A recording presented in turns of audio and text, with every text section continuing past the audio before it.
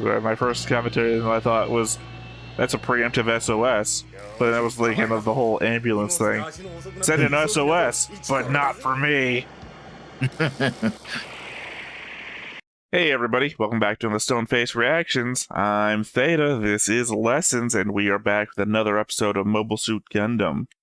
Up first though, we have one comment from Kurita Mobile Truth from the episode Fly Gundam.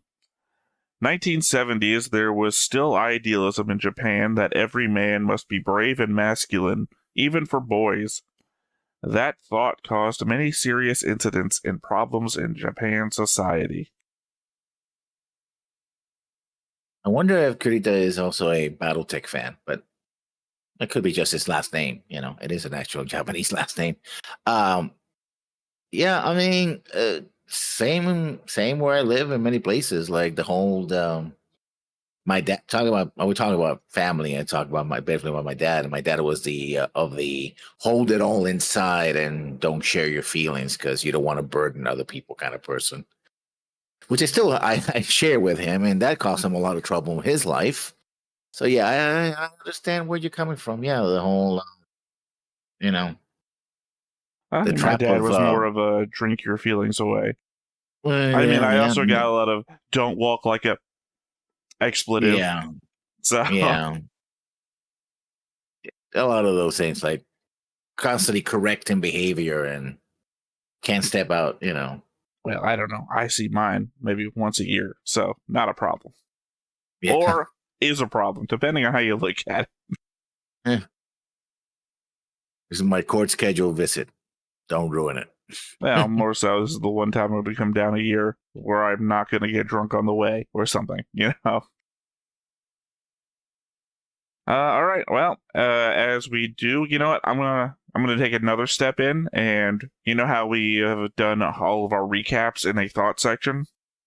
I'm also gonna say let's put the board into the thought section and wrap it all into one thing, because typically typically we're looking at the board while we're doing our thoughts anyway, so might as well just have it in the background. Yeah. So, what are your thoughts? Well, I mentioned this before, and I'll say it again. The loss of man, I'm blanking out on Ryu. Ryu, yeah. Ryu really hit everybody hard, from Bright down onwards. Except, of course, we comment not that it didn't affect him, because it did, but Amuro had sort of already processed a lot of his own feelings, and now he's on the other side, like, well, I got to do what I got to do. But everybody else, especially Bright Noah, who is my guy, but still, he's going through a lot. Now you're doing it. Yeah. Huh? Oh, sorry. I'm always like, my guy this and my guy that. Now you're like, Bright, who's my guy? It's like, yeah. It's like watching anime, but also watching a sports game, right? By the way, no greater tell that I'm not into sports than to say watching a sports game. Yeah, you just say watching sports. Yeah. That's sports ball. You got a favorite team, which is say favorite character. I guess it's like watching NASCAR in that respect. And that your favorite team is one guy or woman or I don't know. Are there women in NASCAR? Yeah, there ought to be, but I assume there's got to be women in NASCAR. There have been women in NASCAR, yeah. Look, when you think of sports that aren't like at the forefront of of being on the forefront of things, you think NASCAR. But then again, they did that whole thing for that one guy. So, I mean, Dale? No, I'm talking oh God, I don't remember what year it was.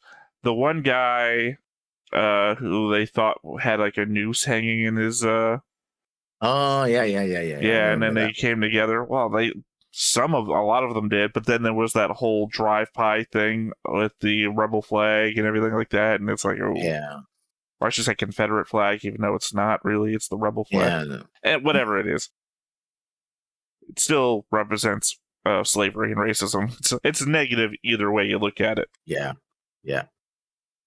Man, that's a tangent. Anyway, back to what you were saying. Yeah, but also you have to add the layer that this show goes, something's gonna happen, you move up to that, and then kind of settles down into, okay, this is the new thing that we're dealing with a couple of episodes.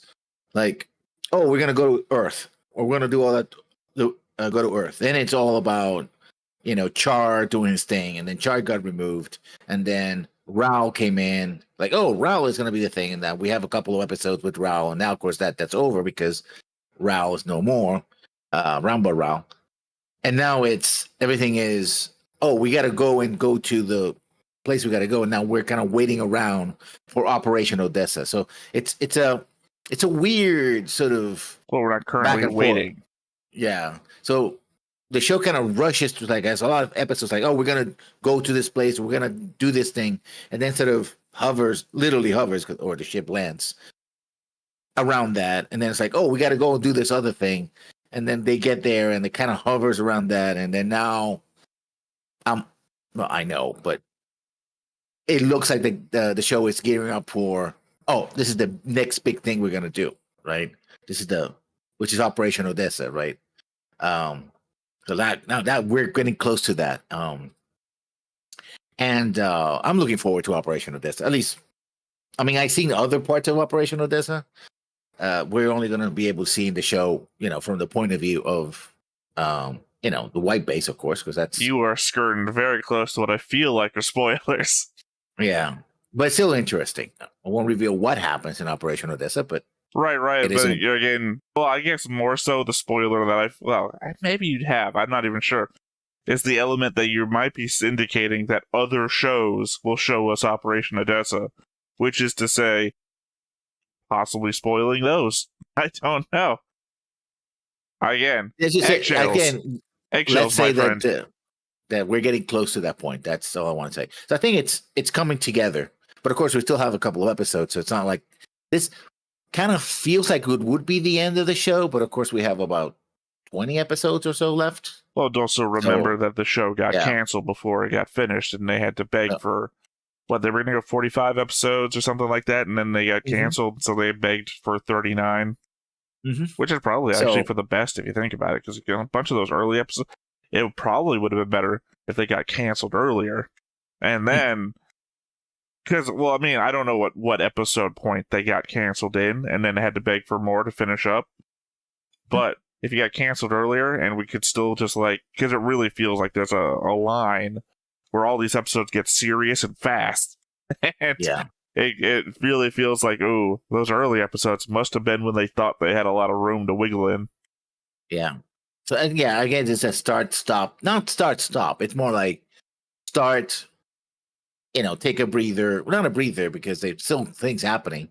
But it's like, okay, we're gonna hold formation, so to speak, and then we're gonna do this next thing, which is, I think, interesting compared to other shows that we've shown, where it's like we're just doing this stuff, and then something completely different happens. It's like, okay, right. And I mean, being the OG Gundam show, they're figuring out how to do things, right, as opposed to other shows where they could plan ahead. And it's like, oh yeah, we're securing the franchise, at least, unless this happens to be the show that kills Gundam. We're good to go. I mean, right? Technically, it did. This is the show that killed Gundam, and that it got canceled. It's only that it did better later in sales, vis-a-vis Gunpla. Yeah, well, Gunpla. No, it's actually, the show just that invented Gunpla. It's the show that Gunpla saved. Did Gunpla start with this show? I don't know if Gunpla. I think Gunpla started. Well, I don't know if it started with this show, but this show. Well, obviously, this show. The term Gunpla has to have been invented with this show, obviously. So, but maybe the idea of Gunpla, like making little model figures out of giant robots, probably didn't, because super robots existed before this. But specifically, Bandai licensed Gundam to make a Gunpla out of on this show. So, by the way, I do love that I can see your mouse going up, which tells me, and then you start doing this, which means search bar. Okay. No, I literally just watched Secret Galaxy's Gundam video just this morning. I don't know how to put this out Gunpla there, was but originally I've created actually in, got in 1980. Yes, so it fits. Like a year after. I actually got another channel to start reacting to Gundam Origin, just to see how they do. And I've just been watching the trailer for Toonami's Gundam Origin run. You know, it's time to suit up for the first time again. Because if you remember Toonami's original Mobile Suit Gundam trailer, you know, it's time to suit up. Mm-hmm. So they're calling back to that time to suit up for the first time again. I think they have Optimus Prime's voice doing that. Yep. I mean, the Gundam Wing trailer for Toonami is hardcore. I love that. It's like, yeah, I watched that too because they did a 25th anniversary version for it. So I watched the original and I watched that. That's also why I linked Space as the Place this morning. The 25th anniversary version of that too, because it was just like back to back. Yeah. So I'm hoping. Well, I'm looking for what happens. Also, another show is like, oh yeah, they're perfectly willing to. Well, they're willing to put the screws on the characters, but not in a way that. Because sometimes, here's the thing. You do have these shows or these novels, etc., that want to be grim dark, right? And so they put the screws to the characters to the point that I'm like, I don't, I lose interest because like this guy just exists to suffer and will never have a victory and will never go anywhere. Like, yeah, I'm just gonna watch like or read chapter after chapter or watch episode after episode of just this character going like. So you're not going to enjoy The Breaker, is what I'm hearing. Yeah. It's a manhwa that I'm really hoping they make into an anime someday. His superpower is that he can take a beating. Jesus Christ. He takes a beating so hard that the bad guys feel bad for him. And they give up. Constantly. Basically, he's his power is that he keeps getting up. He's not particularly good at fighting. He just keeps getting up. So he's bloodied all over he's a ruined wreck. But he keeps getting up, goddammit. But I mean, talk about like what seems to be suffering for suffering's sake. And here, at least you understand why things are happening and why different characters react in different ways, right? The weight of command. Contrary to Comet's opinion. The weight of command, the fact that all of them are child soldiers, even though Bright, because he's 19, right? He's on the cusp of becoming he's legally an adult, but he's still a teenager. So I don't think you're considered a child soldier at 19. I mean, not you're old enough to be drafted, but also the age of majority in Japan is younger than here. So yeah, but I think in a way he's still a very young man, right? Caught in over, he doesn't have anybody to look up to, especially now that Rio is dead. So yeah.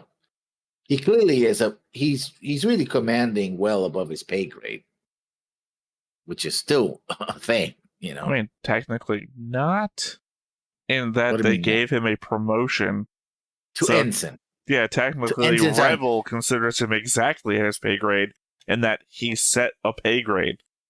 Being at ensign level means you have a pay grade. What is it, like EO1 or something? So he's got a pay grade. He is operating at exactly. Enlisted. I was literally just giving an example. I have no fucking idea. I'm just saying that he literally has a pay grade in that he can go to a pay grade. I mean, pay grade. He can go to an office, give a pay grade number, and yeah, but that's because he's a member of the military. I'm just saying, on the most technical of terms, he is operating on a pay grade that a general said, that's that guy's pay grade. Neither above nor below. Still, I mean, he's commanding a battleship, experimental battleship, so yeah. I mean, it's also, I'm only just bringing it up, one, flippantly and jokingly, but also on the level that I often think back to that, to the aspect of, like, when Amuro questions, are we soldiers or not? And it's like, yeah, Rebel considers you soldiers. Yeah. So it's not even a question. You might have like an ambiguous nature about it yourself. The military considers you active duty. Yeah. So doesn't mean it's good though. Doesn't mean it's going to be easy. Well, I mean, it also implies everything else. Like when you steal military equipment and run off into the night, that you are guilty of desertion, and that conversation about whether you should be shot or not is legitimate. Oh, it is. It is. Yeah. But yeah, I mean, obviously a lot of my thoughts that I have written out here are encompassed in the first couple of things you brought up. Do you have anything else you want to go through here before I get into my tirade? No, tirade. Wow, it's not a tirade. I meant more like a waterfall. I think I had written out my normal amount of thoughts before I'd even gone back to watch the episodes. I've just been sitting around thinking about Ryu's death and everything, because it might not look like it, because I think I was just jokey in the episodes that where the deaths happen and everything. But I've been I'll go down to God. I've listened to Heyman singing "Don't Say Goodbye" from Origin so many times since the last episodes. Damn. It's poignant. It's a very poignant song, especially to everything that's happened, especially to Heyman's death, but even more so. But I have more thoughts about that. The first 3 things I have written down are literally about deaths. So, yeah. Anyway, it actually felt like you were about to say something else too. Well, I want to wrap it up and saying that not only am I looking forward to what's going to happen in a couple of episodes, because again, I think we're going back to the let's speed up again. We should be. I don't know if I remember correctly, but also we haven't seen Char in a while, which is, thinking back, everybody's like Char this, Char that, and Char has only appeared in the first 5-6 episodes, and that was it. So I think we're overdue for Char. Is literally I make the schedule, right? I mean, I post it, literally the little image of the schedule. So I already know next week we're going to be recording an episode called Char Returns. So, yeah. I mean, it's not even a spoiler because you're in the Discord. You can see the schedule. I posted on the Discord, on the YouTube, and on the Patreon. Yeah, I know, but I'm not saying that. I'm not saying that you can't. Yeah, I'm not saying anything about you. I'm just saying that it's not a spoiler when I say that episode's coming, only because everyone who has anything to do with the channel can openly see it's on the schedule. Yeah. So, to your thoughts. I think the reason I didn't react much to Ryu's death was the shock factor of Ramba's death hadn't yet faded. Ramba was a character that was on Griffin's and I's top 3 characters of Origin back in the day. He was someone we wanted to see more of, and to have him come back for a small arc and to die at the end. As I said, it was sadder in the rewatch. Then, the very next episode, we lose a guy that's already had a near death on screen before, but is giving off heavy death flags the entire episode. Plus, the expectation we already had by thinking it was going to be a mirror of Isolina's episode. The impact was blunted by everything else that happened, like screaming into a hurricane. Virginia, Florida, don't do that. Evacuate. I want to say I wrote that before I knew about Milton. I didn't know about Milton a week ago. Yeah. So, yeah, this is going to be a show that we're going to see months in advance because, unless you're in the Patreon, in which case you're probably going to see it sooner.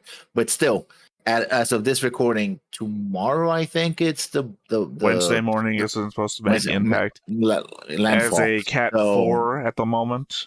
Mm-hmm. But could go up to Category 5. No, I mean, the estimation is that's going to make landfall as a Cat 4. Category 4. I've been to a Category 5, so yeah. I've only gone through a Cat 4. Yeah, so let's just say that it's... But I'm also in a trailer, so I don't know. Yeah. I'm in a trailer at the end of a floodplain of 4 drainage leaks, so... Yeah, that's not... That's let's pack... Grandma, we're leaving now. Well, I never evacuate. If I'm gonna go, I'm gonna go with all my fucking stuff. Because I don't want to have to relive. And so I've died and come back. Maybe technically, surgery is a weird thing. I don't want to have to rebuild. I mean, it's not the greatest way to go, because I assume some amount of drowning is going to be involved in that, too. Well, I mean, again, drainage area, flooding due to the hurricane, so it's going to be a collapse. Yeah, I mean, yeah. It's going to be a thing, yeah. Yeah, But yeah, I think I've only ever evacuated once, and that was when my grandparents were still alive, and that was a long, like, we call it like a wagon train, because everybody in the area was evacuating. I think we got 2 states away before we could even find a hotel. Alright. As sad as Ryu's sacrifice was, as well as the entire interconnected nature of every person's self-blame for it, there is no one left to mourn for Haemon. Or Hammon. Hammon? Hammon? I've always said Haemon until I started hearing it in English, and they say Hammon. Hammon. Hammon. I think. Yeah. Except for maybe Tachi. The entire Club Eden crew are gone now. I don't know why, but that hits me harder than anything else from the last few episodes. In fact, I'm going to skip down a couple of things, as I said, except for Tachi. That was also the Tachi we knew from Origin. On the Behind the Voice Actor website, it was specifically lists him as Tachi Ohara, which is the Tachi we've known from the bar and the one who informed Sayla. So now everyone from Club Eden really is dead. I'm also surprised they decided to depict him as an intelligence officer in his backstory, since he turned out to be a pretty amazing Zaku 2 pilot. What a way to go. He was doing a pretty badass job up until, he got killed there. Well, yeah, but I mean, he was like going one-on-one with the Gundam for a bit. Like, he almost, oh, sorry, I'm now suddenly forgetting the Gundam Seed character who gets cut in half. Starts with an N. Anyway, he almost cuts Amuro in half. Yeah. That's like, he surpassed Char in success versus the Gundam there. It's only that he got, like, super moved. Like, he got thrown into the air and then had a Magellan he got top. suplex. Yeah. So, yeah, I mean, he was a pretty badass pilot. So it's weird that in the, reimagined origin for him, intelligence officer, like, he should have been with the Black Tri-Stars and Ramba in that little organization thing there. Yeah. Would have made more sense if he was just a really good pilot. Alright, going back up to the beginning. I know I haven't said much about Haemon's death at all, and I really don't have anything to say about it. It was the poignancy of Iselina's final episode, except that Haemon was someone that we got to spend more time with in Origin, making her death that much more impactful. But at the same time, death is unconcerned with attachments or importance, so somewhat poetic that Iselina got the death scene we talked about first, in spite of how we might care about Haemon more. Either way, I've been listening to this Haemon singing Don't Say Goodbye from Origin on repeat, so don't think I haven't been giving her death its due. In fact, I've been listening to it so much, you might remember that I already brought up the fact that I've been listening to Don't Say Goodbye because I wrote it in its own thing, forgetting that I had written it already here.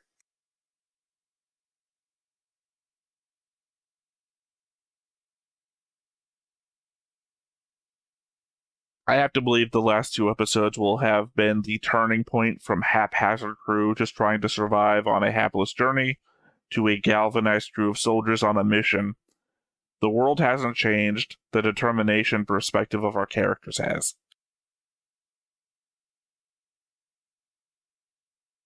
I mean, there's also the fact that before they were on survival mode, everybody, but now I think they've come to accept that they're part of a much bigger story, a much bigger situation, which I think is what Amuro really needed to learn. Not only that he was part of a crew, but that crew has a bigger role to play than just run around and not get killed by or captured by Zeon, right? They're being integrated into this larger story, right? I think it's very interesting. I didn't mention it before, but thinking about Haemon's death had me consider the fact that the inciting incident to Ramba's attack on White Base was a visit to Saddam, this ruined little town where Amuro and the Zeon Force are both able to find hospitality. Saddam, a town mentioned in both the Bible and the Quran as being tested for their hospitality and sin. The reason I thought of Haemon is that, famously, in the story, when Lot and his family flee from Saddam, they are told not to look back, and his wife does and is turned into a pillar of salt. Haemon cannot help but look back to what her purpose, first the mission, and second her love. There's probably also something about the fact that she was shooting Amuro in the back, but yeah, she looks back and is killed. At point blank range. With the silliest piece of machinery. Well, no, there's sillier pieces of machinery in Gundam, but it's like the top 5. What do you mean? Because she was using the Magellan top to attack. Oh, you said and is killed, so I thought you were talking about the core fighter, because the core fighter killed her, not the Magellan top. Yeah. It makes more sense that McQueeve holds back the Doms from Ramba's group for reasons that he doesn't say, rather than for reasons that he does. By which I mean McQueeve is trying to bolster his own forces for the assault that he knows is coming. Sorry, typos from 2 a.m. I said waltz for some reason. I must have been thinking of Endless Waltz or something, I don't know. He wants all hands and mobile suits on deck before the fight to marshal his defense forces.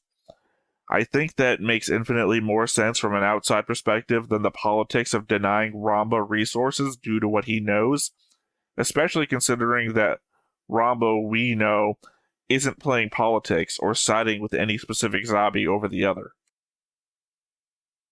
Still, 2 birds, 1 stone, I guess. There's more than one reason to do it. Well, I mean, there really isn't. Ramba isn't a threat to you. What was my point about the end bit there, that he's not playing sides? Ramba doesn't care if Gycelia takes over. Ramba doesn't really care about the zombies at all. In fact, having Ramba alive probably would have helped you in your defense. Yeah. He would have been a Zeon force in the area with a crew and a bunch of resources. Taking my notes, this is the first time I've heard Haru's English voice. Horrible. It is. It's bad. Haru. But yeah, it's just like a nondescript voice saying shit in English versus the Japanese voice just has like a... I don't know. If you could imagine a toy talking, it sounds like a toy talking, whereas the English voice doesn't sound like a toy talking. It's just like nondescript, like, I don't know, Joshua from War Games. But even Joshua had a thing going.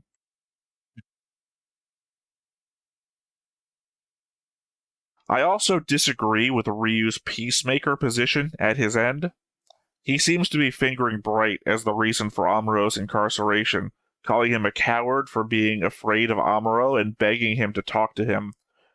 Forgetting for the moment that Bright has talked to Amuro in the past, Amuro is also guilty of deserting and stealing the Gundam in a wartime situation. I understand that Ryu's point of view is that White Base needs all hands on deck and working together, but Bright enforcing the rules is far less detrimental to the... What? I want to paste a word to you here, or something that I seem to have typed, and you tell me what word I think I may have meant. Cohesiveness? Cohesiveness. That probably works. Yeah. The cohesiveness of the team that Amuro's fits, and his desertion with the military equipment. Amuro inspired Kai, Hayato, and gang to run off before as well. In those moments, he is a powerfully negative influence. When it came down to discussion, most of the crew agreed that Amuro's actions deserved punishment, and we haven't seen anything to suggest that Bright has done anything more than keep him locked up. It's not even truly solitary, as anyone walking by stops to have a conversation with him. Ryu was on the fence about what to do with Amuro, then after a fight with him, he seems to have decided that being locked up would change him for the better, given time to realize things. And that seems to have been true overall. Before he died, Ryu just seems to have flip-flopped from a bright is right position to an Amuro is right one, and that is what I disagree with. I think Ryu basically had just tried. He was making peace with the fact that he was going to die, that he was not going to recover from his wounds. And basically, he's like, I need to make sure that the team comes together, right? And I think that's why he took that position. But had he been healthy, I think he would have been sided with Bright. I could make the argument. I mean, I'm not arguing against you here. Obviously, I think you're probably right. I don't think it was played that well in the show. I mean, obviously, it's clear to see that that's probably what he was doing. But I think you could also make the argument that, what was the last episode called? Trap of McQueeve? McQueeve's Trap? McQueeve traps them all? What's it called? I don't remember. Either way, McQueeve's Trap. The problem of exhaustion that Bright is dealing with, the PTSD that the crew is dealing with, that they all call out for Ryu, may have been inspired by his gotta bring the team together sacrifice at the end. Yeah. So, arguably, you could say that his sacrifice saved Amuro, that Amuro was going to get killed by Haemon. Mm-hmm. But at what cost? I mean, not even his own life. I mean, the cost of everybody in the crew having a breakdown.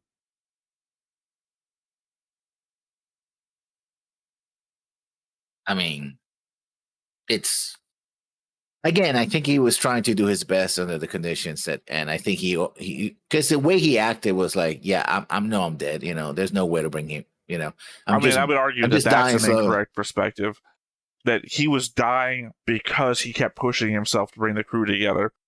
That it wasn't. I don't know.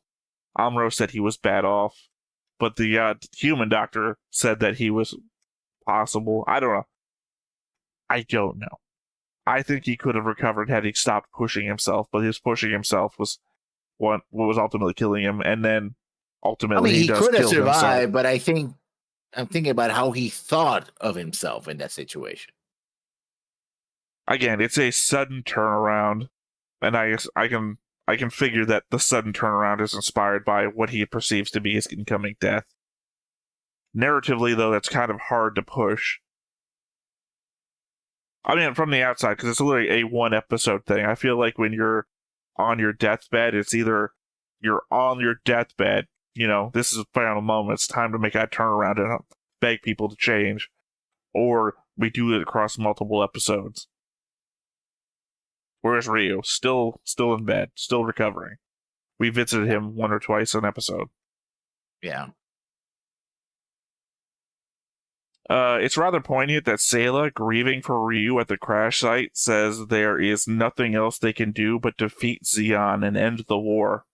I say that mostly since the same emotion was evoked by Haemon before the suicide mission, in which all of Ramba's men died trying to take out the White Base. Everyone on each side is matching their sadness with a desire to defeat one another and achieve victory. Once again, as Giran once said, taking their sadness and turning it into anger. Anger leads to hatred, and hatred leads to the dark side. And something doobies. Yes, we've all seen the Yoda meme. Yeah. I'm just saying that what Giran said in his speech, everyone is doing all the time. Yeah. All right. So it showed up in the opening narration before, but I forgot to note it down. The narrator says that 4 sides have been destroyed in the fighting. Alright, and I've written this out in like a little note thing for myself. Side 1, destroyed. Unknown, we've never heard of it before. Side 2, destroyed. Hate, sided with the Federation at the start of the war. Its capital, Banchai, was used during Operation British. Obviously, we all know Island-ifish. Side 3 is Munzo, Zeon. Obviously, it's not destroyed. Side 4, unknown. Never heard of it. It's another one. Destroyed, by the way. Side 5, Loom. Texas colony. Destroyed. So, old home site to Sayla, Char, death site of Tiblo of Mass, the Ansibles, final. I mean, technically, Char, to his assumed backstory's home, is gone.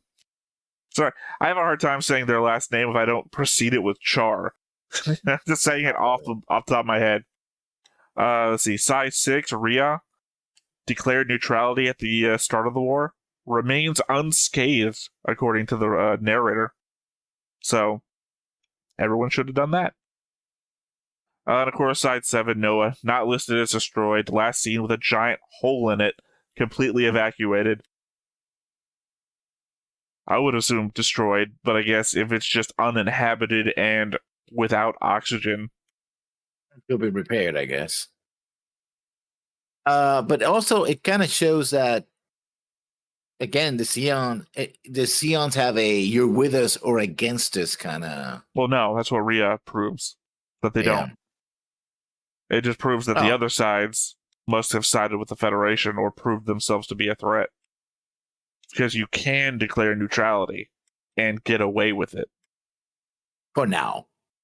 I mean, now is a lot longer than every other side, because the only other side, again, we don't know anything. We don't know anything about what happened to Side 1 or Side 4, because we didn't even know their names.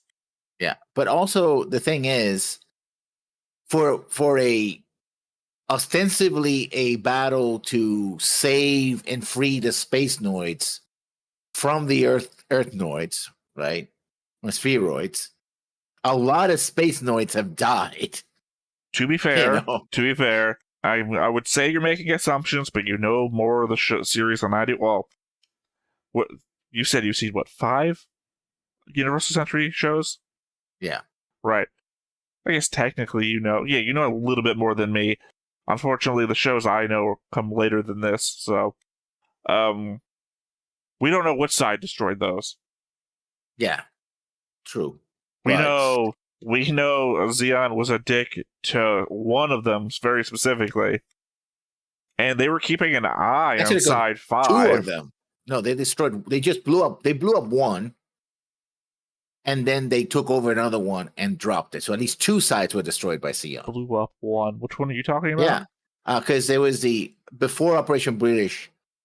In fact, it happened. Really think hard so you don't spoil something. So just really think hard before you say something. Remember when they were repeating the intro over and over, which was just like in the first 5 episodes, and there was a space battle. They literally, that side got destroyed over and over and over again. And that's not the side that gets it. That's not Side 7. That's another side. That was the first space battle. You're saying space battle, but I don't remember any space battle in the first 5 episodes. You do mean Mobile Suit Gundam, right? Because Mobile Suit Gundam, the opening intro is Operation British, the first 5 episodes, which is Island Ifish coming down. Yeah, no, but there's another side that gets destroyed. But in fact, that's when in Origins, when Ramba says, "No, I won't do Operation British." Dulce says, "But you already destroyed a side." No, he doesn't say he already destroyed a side. He said Ramba Ral was involved in defeating the space forces around Island Ifish. He didn't destroy a side. Okay, let me just. I think I know what I'm going. Let me. Ramba. Do also remember that there is some sort of difference between the events of Origin and Mobile Suit Gundam that we don't talk about that often because nothing really happens differently in Mobile Suit Gundam to the events of the animated Origin versus what happens in the manga Origin. Because Loom. Okay, the Battle of Loom is the location. Yeah, the Battle of Loom. Loom is fine. I mean, not fine. It's obviously Loom. I think had its docking bay blown up during episode 5 of Origin, but it's still there. Loom isn't destroyed by the end of Origin. If you remember, when the guys are coming to attack where Sayla is at Texas Colony, there is a chatter about how they've blown up the docking bay of Loom. I guess to prevent people from escaping or re-entering.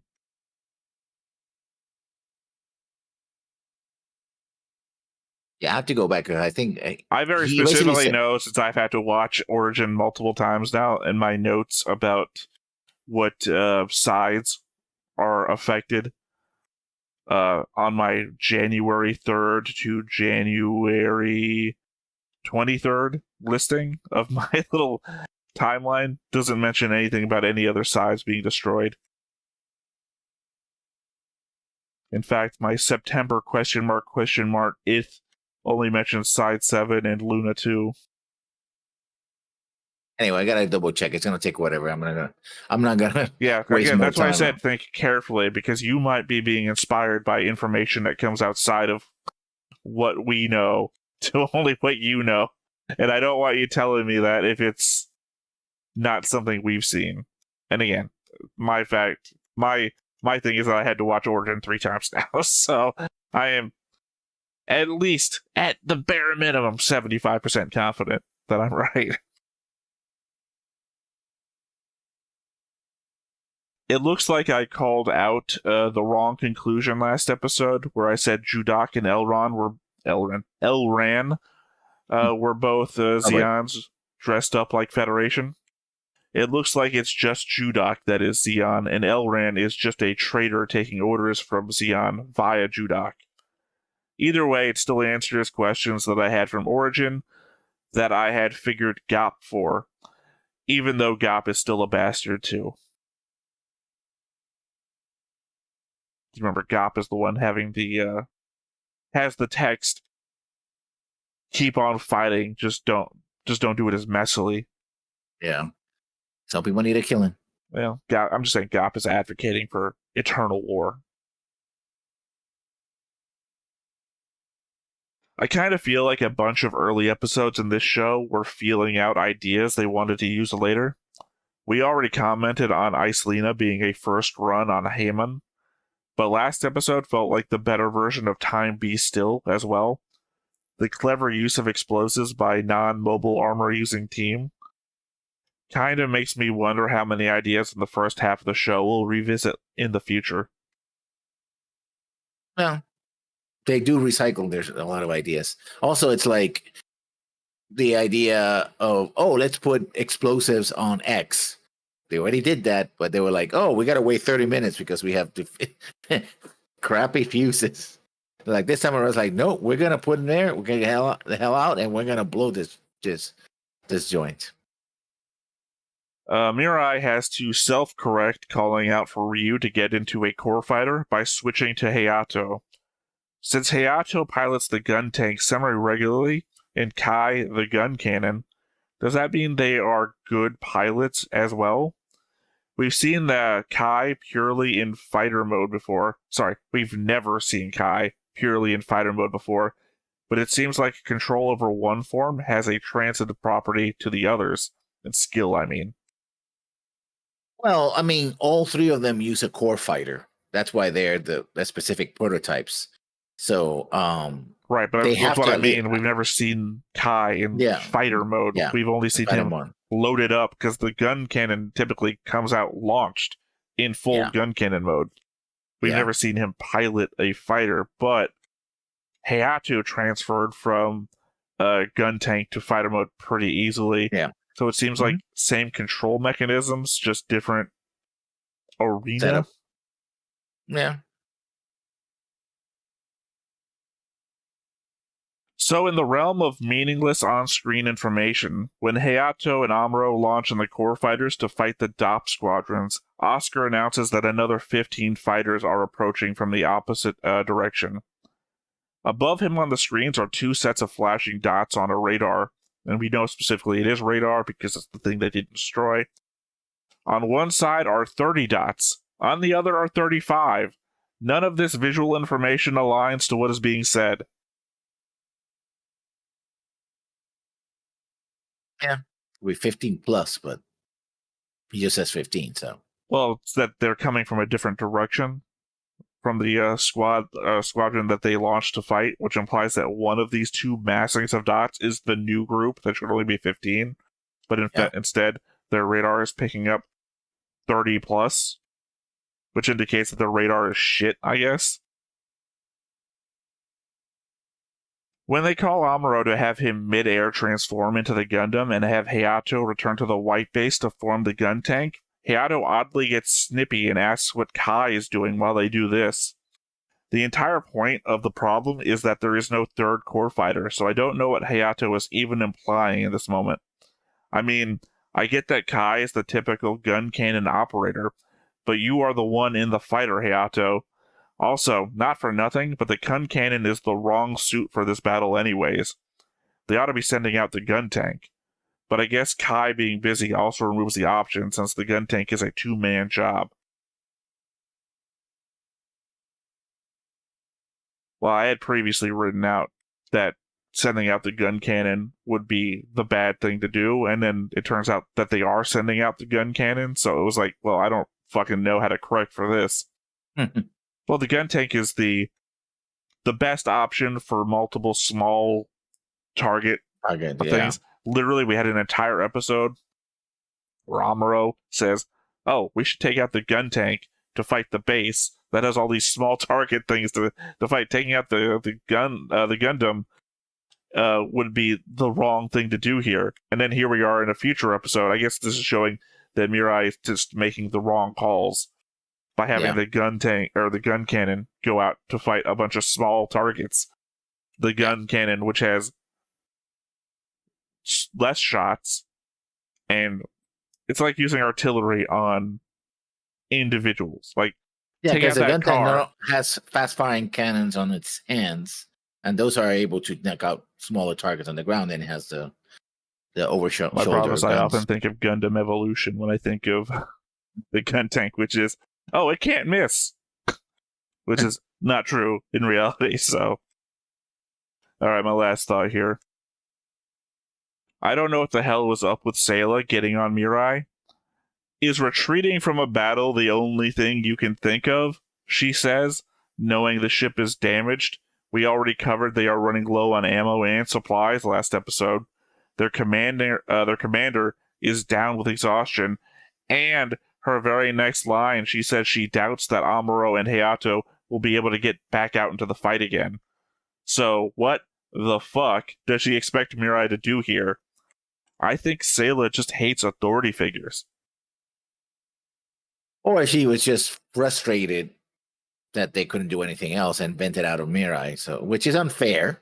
I mean, it follows on that she doesn't like Bright very much. They have a strange relationship. I mean, I don't think she hates him, but I've literally given them a white line on the board. Like, it's not a good relationship. She's like, Bright wants to get to know her a little bit better, and obviously she's guarded because of her past, but she's also, like, snippy every time. She is the Ohara of this bridge. She's just passing information along, and she gets snippy every time Bright wants the information. I think she just doesn't like authority figures. She goes from Bright to Mirai. I guess the only person she didn't snap at was Reed. Or Ryu. Ryu wasn't an authority figure. Ryu was the word contemporary comes to mind, but that's not right. He's on the same level that she is. I mean, older doesn't just make you an authority figure. It just makes you older. True. Seniority does count, though. Not senior on the ship, though. We don't really know where the fuck Ryu comes from. He goes, he gets lost in space, essentially, in Origin, and then it's just fucking on the ship. I guess at some point he, chooses to live on Side 7? I don't really know what's going on. Or reassigned. I mean, he must have gotten rescued by somebody. Oh, yeah, I mean, obviously he must have gotten rescued, or he's been a ghost this whole time. I mean, to be fair, that'd be pretty funny, too. We're having this big old funeral for a guy who's technically already dead. I mean, those are all my thoughts. Nothing else? No final thing? Okay. Nope. All right, I guess there's nothing left to do then to hop on into this. But before we get started, make sure that you hit the like button, hit that subscribe button, comment down below to feed that algorithm. On top of all that, If you want to watch more shows like this, Unfiltered. Uncensored. And uncut. as well as some early access stuff, You can check it out over on the Patreon. It's just $5 a month, but hey, no pressure. There's zero pressure in order to do that. It's just a little bit of extra support, and it would be greatly appreciated.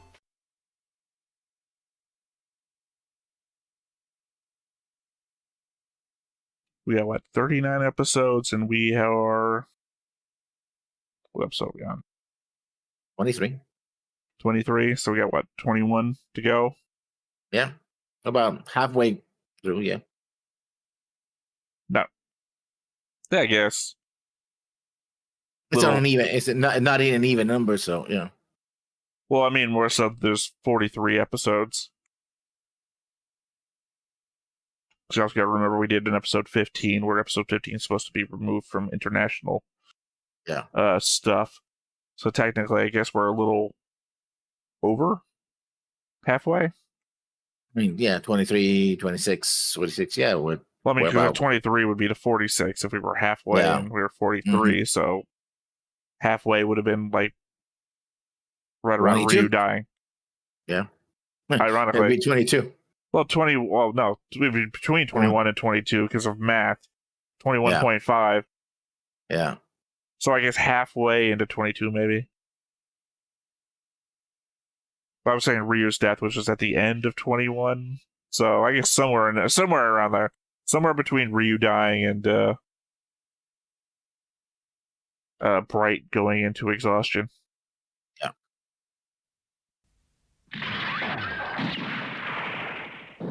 Oh, yeah, I forgot to mention, last episode they literally called it a goof troop.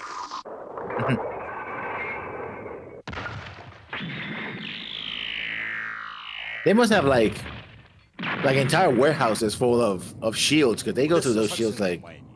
Well, you remember when they left Side 7, you're remembering now to switch it to Japanese, aren't you? Yeah. I just remembered before they started talking. I thought I did switch it, and apparently I didn't When I even close it. think about it, even though I mentioned listening to it in Japanese before. But, I mean English before.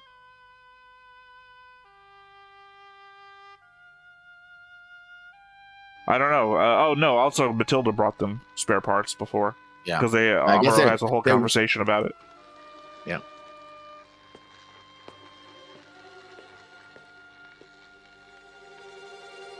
Oh, looks like that guy from Frontier is around.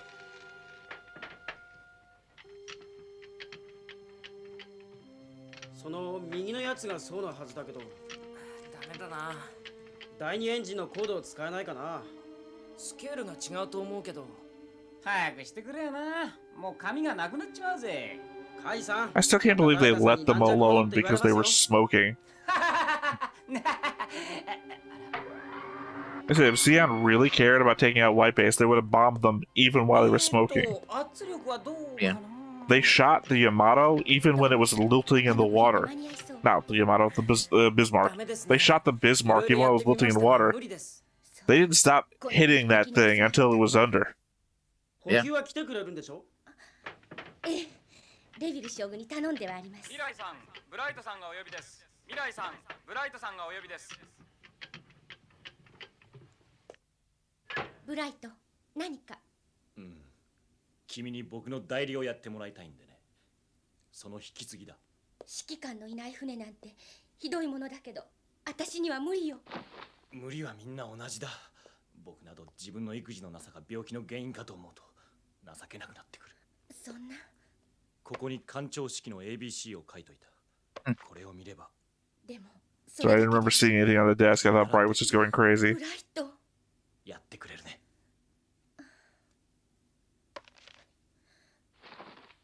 僕もすぐに良くなる。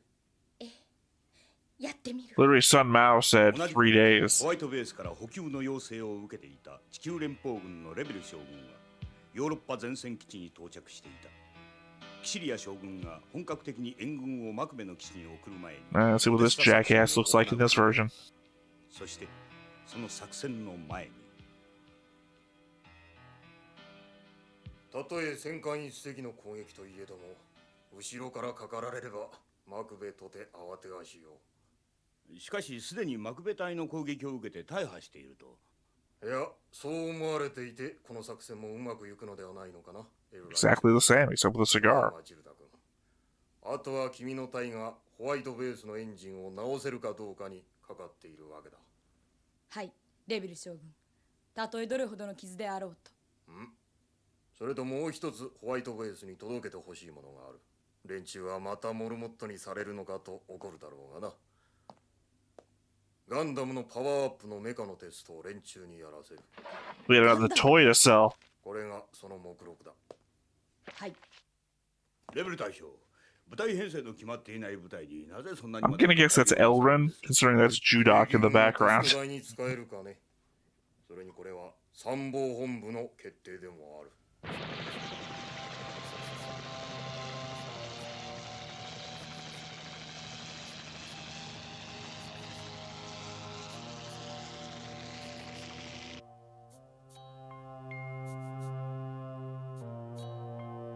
What is McQueeb up to right now?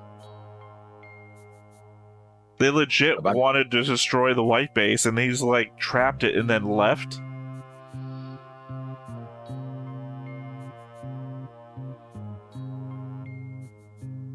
よく知らせてくれた。で、ガンダムのパワーアップは具体的にはわからんのか。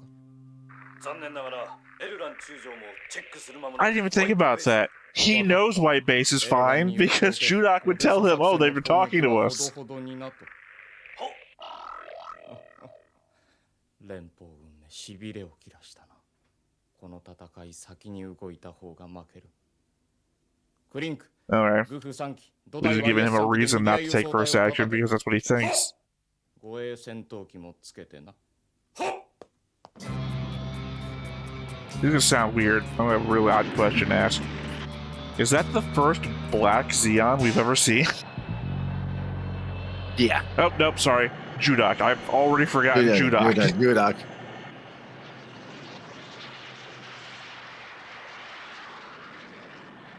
Yeah, no, he's got information from Judok that the white base is out there and not fine, but it's talking to us. Why did he just, like, stop fighting? どうぞ。レビルだ。連絡が遅くなってすまなかった。補給物資はマチルダ中尉に送らせた。修理が済み次第、オデッサ作戦に参加しなければならん。はい。なお、ガンダムの新しい部品も届ける。新戦力として十分使えると思う。パイロットの諸君にも検討を望む次第だ。これだけ？オデッサ作戦がいつ始まるのかわかんないし。具体的なことはマチルダさん。I'm confused why he said pilots, plural. そうね。I mean, he knows there's more than one Gundam, so he has more than one No, pilot. there's only one Gundam. No, there's 3 prototypes. Gun cannon, gun tank, and Gundam. Yeah, gun cannon is a gun cannon. Gun tank is a gun tank. Gundam is a Gundam by virtue of it being the only one of the 3 called Gundam. 11時の方向に編隊キャッチしました。あと一息というところで。ジオンか。は。しかし妙ですね。我々の行動を知る者がそんなにいるとは思えない。各機対空戦闘用意。このままの戦闘体系を崩すな。一応レビル将軍には SOS 信号。はっ。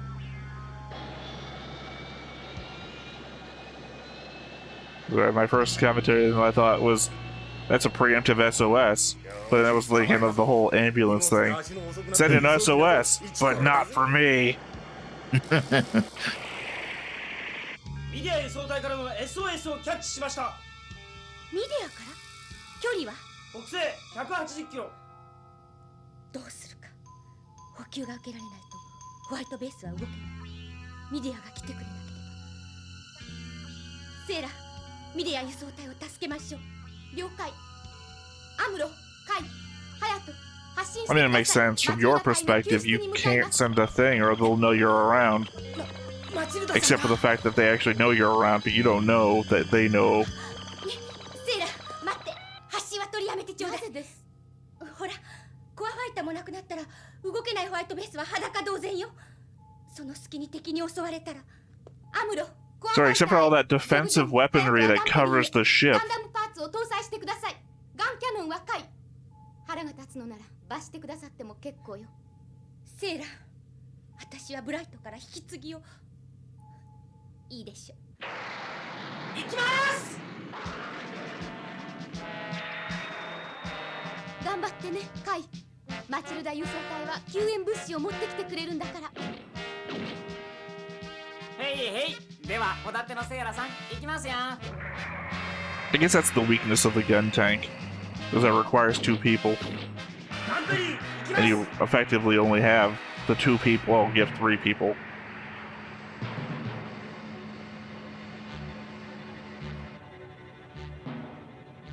こうなったらここに敵の来ないのを祈るしかないわ。ミライ、キャプテンシートに座ってらしたらここの方が落ち着くわ。全員を対空警戒に立たせた方がいいんじゃないかしら。Maybe the captain seat doesn't make much sense. I mean, It's like 5 feet off the floor. It's just danger into itself. 僕が行くまでなんとか頑張ってください。 no, it isn't. It's the captain. It's the seat is and well, No, depends. remember It it's can right be above the low. floor because you saw Bright fall out of it. Yeah. マチルダ注意。 It's like some sort of weird elevated chair もっ position. と低空で。はっ。お前たちにマチルダさんも補給物資もやらせるか。 But specifically Miss Matilda.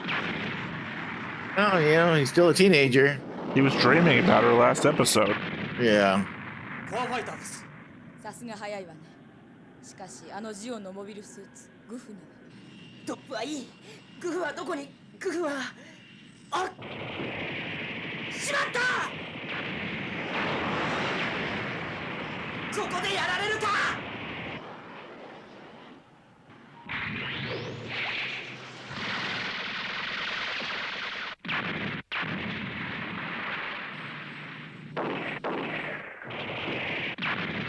落ちろ落ちろ落ちろ。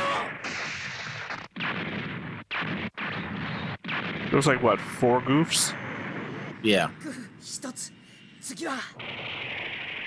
Yeah, I'm gonna give the ammo to take out all the goofs. ミディアと敵の間に入らなければマチルダさんたちを傷つけてしまう。カイさん早く来てくれ。弾がなくなる。 There you go. Running out of ammo.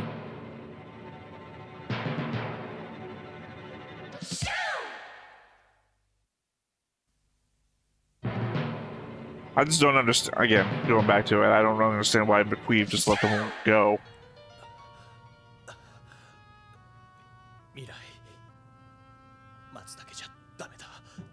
修理だ。 Well, they are. できるとこ We've seen them doing that. 今そんなもの読んでいる暇ないだろう。みんなに。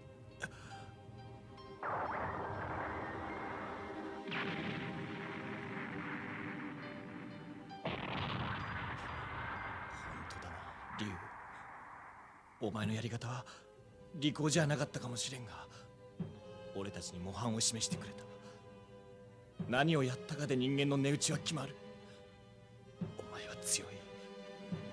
だからだよ、負けないと思うのだがな。リュウ。 Well, I don't know. It's a great message to be sending a primarily Japanese audience to be idealizing the kamikaze pilot. Yeah. アムロ、聞こえるか。アムロ、ドッキングエリアに入るぞ。こちらに来られるか。聞こえるぞ、ハヤト。5時の方向に敵キャッチ。データにないやつです。赤い木馬関係のデータは入れてあるだろう。 Also, I'm pretty sure we all know what a gun parry is. 買われたと。ガンダムとかいうモビルスーツを運ぶやつだぞ、そりゃ。ヘイブ、ミディアの攻撃は中止だ。中割れを追う。中割れ？なんだそれ。モビルスーツでも。 Again, this is why Xeon's gonna have so many red X's over so many people on the board as we keep getting like side shots. The people are very clearly going to die. アムロ、こんなところでガンダムに完走するのか。やるしかないな。コアファイターでグフは叩けない。よし、レーザーサーチャー始動するぞ。了解だ。この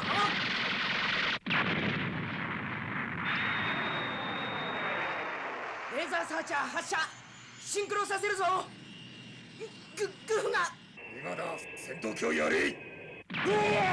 ああ。I've seen enough magic girl transformation shows. Not let them transform right in front of me. Yeah, but in those they have like energy fields that protects them. So not in this show. Well, it's just an unwritten rule. You don't interrupt the transformation. Yeah. It's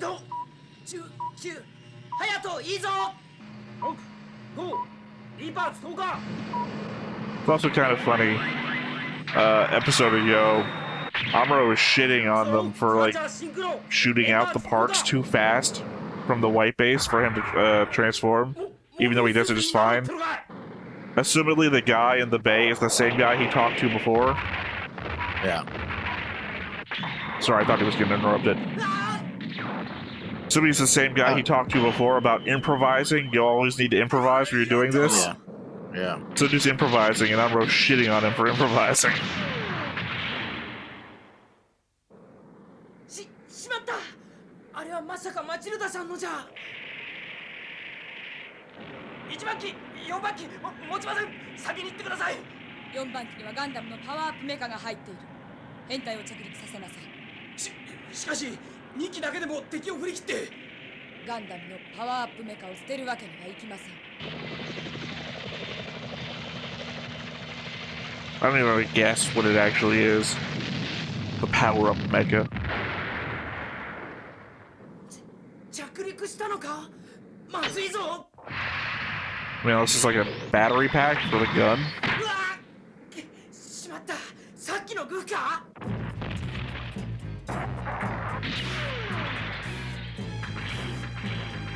この。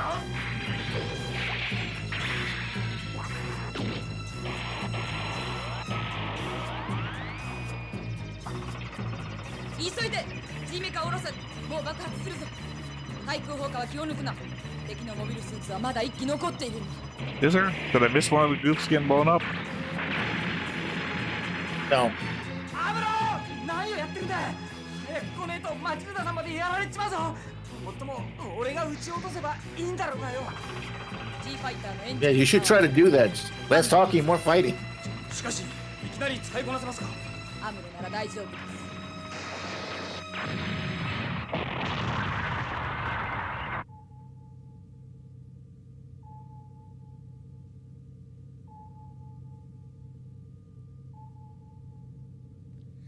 ねえセーラ、指揮官ってこんな時。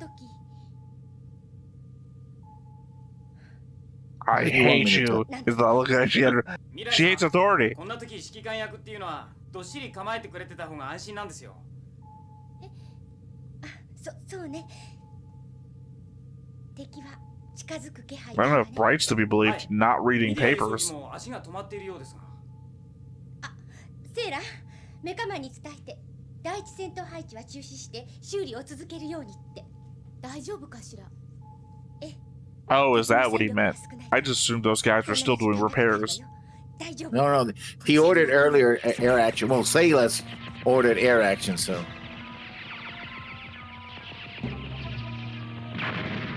わー！不明。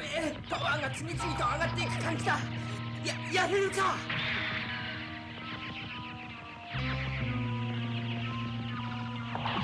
なんとか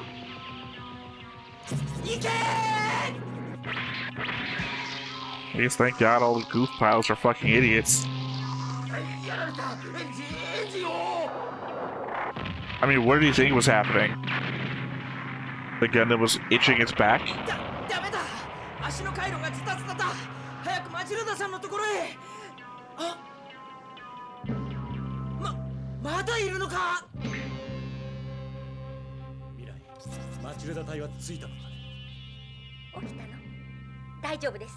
あと5分ほどで到着予定ですって。そうだ。ジオンの包囲網を突破してくれたか。さすが注意さんになっただけのことはあるな。すまんな。もう少し寝かせてくれ。どうぞ。ダメだ。自由に動くというわけにはいかない。どうする？このままじゃパワー負けするぞ。どうする？ I guess you don't have the throwable trident on you this time? ここまでやられるものか？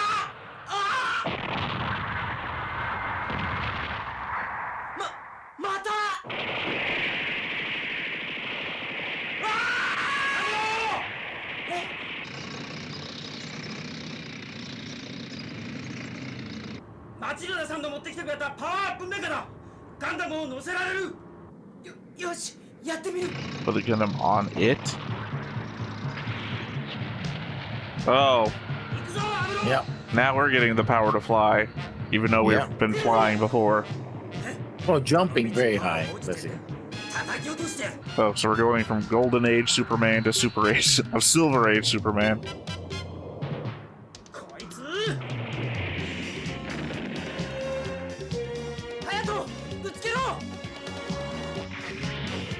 Really? We're 2 episodes away from Ryu, and you're gonna tell Hayato to ram somebody.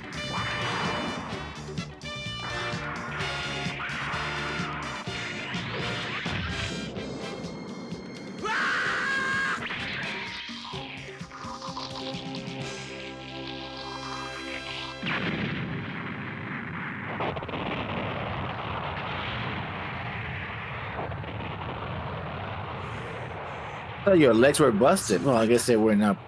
I was more concerned about the fact we don't seem to care how high he jumps from and lands. But I guess they've got some sort of artificial gravity thing. Oh, the jetpack back too, but we didn't see that flare. Well, up, I mean, so. like, I'm thinking about it like Dozel in the space battles. He's obviously standing on the floor of the ship. さすがね、アムロ君、隼人君も。報告は聞いた。未来君、指揮官代理としてよくミディア輸送隊を守ってくれた。礼を言う。では、あとはミディア隊とよく連絡を取って、ホワイトベースの修理を急いでくれたまえ。はい、ありがとうございました。つくづく自分が情けなくなるわ。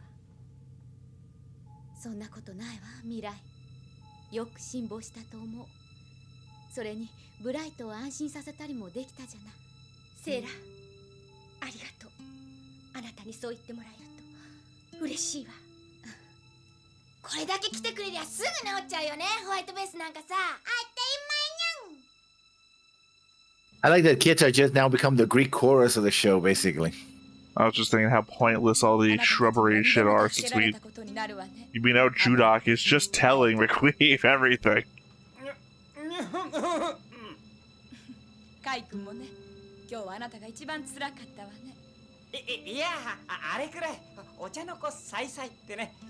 頼もしいわ、カイ君。いや、さあ、ガンダムのパワーアップパーツのすべてを見てもらいましょう。はい。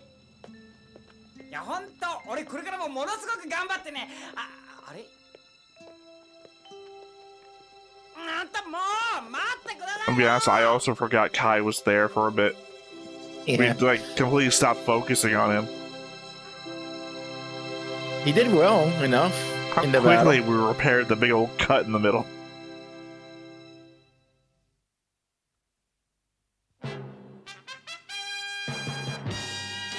Matilda がホワイトベースを守るために死んだ。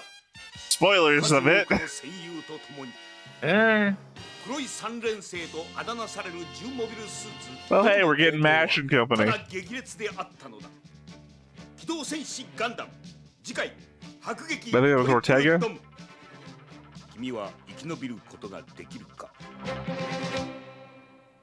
Yeah, I've literally been thinking that they seemed like they were being developed so much in Origin to have them not show up at all so far. But no, we're taking our picture with Matilda. I'm like, oh, this doesn't usually bode well. You only take picture of people that you need to remember later in the show. Yeah, they have a picture to remember which. Yeah, it's like, oh, Matilda dies protecting. It's like, damn. Oh, damn it. Japanese anime from a certain generation where you just tell us stuff. Wow. I think specifically 80s anime because, again, Dragon Ball and One Piece are rife with this shit, just telling you. Very Robotech narrator stuff.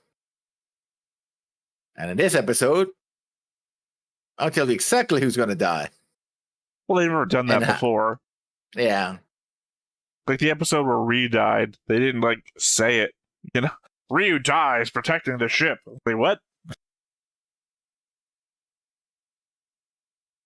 Again, though, the fact that they that Amuro just tells Hayato to ram something 2 episodes away from Ryu sacrificing his life, ramming something. Also, point in fact, Hayato did not ram. No. After he was told to do so. I mean, could be a mistranslation. Well, also the fact that this is a new thing that Amuro knows nothing about, this flying pad thing. Amuro has no idea if it can survive ramming into a thing. From Amuro's perspective, he's ordering Hayato to commit suicide. Kill both of them, probably. Well, no, because the Gundam could jump off. It's just because the Gundam doesn't have like foot latches or on it or anything. You know, it's not like Green Goblin's glider. So, I mean, I hope when I'm taking my notes and listening to this in English, he says something else. Like, probably shoot it down, mistranslation. Fire it. Probably a mistranslation. I don't know, though. It's in the subtitles, right? But I know that's the subtitles could be a mistranslation. I don't know, though. They usually aren't. Sometimes we say, I hope this is a mistranslation, but usually it's mirrored in English. I don't know. There's not a lot in this episode, really. Oh, there's a lot of action. Well, no, I mean, like, to talk about. Because, I don't... Unless something major happens in the action, again, like ordering Hayato to ram something. Also, I don't think Amuro has that authority. Yeah. It's a continuation of Mirai's and also Bright's struggles with what's happening, right? It hasn't been solved in just one episode. Like, oh, yeah, that guy died. Oh, we mourn him. Oh, okay, we're done, right? It's not a one episode. Well, again, Bright is being explained with exhaustion more so than anything else, and Mirai's is just fear of command, I guess.